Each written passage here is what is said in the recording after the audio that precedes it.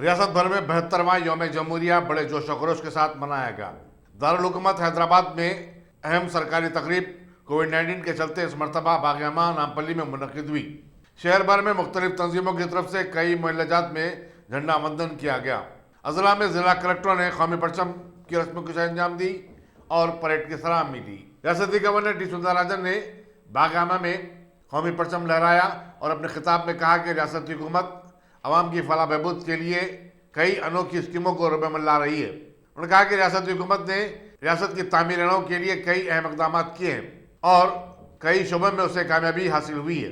یہی وجہ ہے کہ تلنگانہ ملک کی تمام ریاستوں کے لیے ایک ماڈل ریاست بن چکی ہے۔ انہوں نے کہا کہ ریاستی حکومت نے سختی کے ساتھ لاک ڈاؤن کے نفاذ کے ذریعے کووڈ-19 پر قابو پانے میں کامیاب رہی ہے۔ چنانچہ ریاست میں اس مرض سے مرنے والوں کی تعداد سب سے کم ہے۔ گورنر نے کہا کہ وہ وبائی بحران کے دوران اپنی خدمات انجام دینے والے ہیلتھ ورکرز، پولیس ملازمین، سینیٹیشن ورکرز، صحافیوں اور دوسرے والنٹیئرز کی ستائش کرتے ہیں۔ اس تقریب میں چیف منسٹر کے چندر شیکھر راؤ، ان کے کابینی رفقا، اسپیکر اسمبلی پوچارام سرینواس ریڈی، صدرنشین قانون ساز کونسل جی سکندر ریڈی، ارکان پارلیمنٹ، اسمبلی و کونسل کے علاوہ عہدیداروں کی بڑی تعداد موجود تھی۔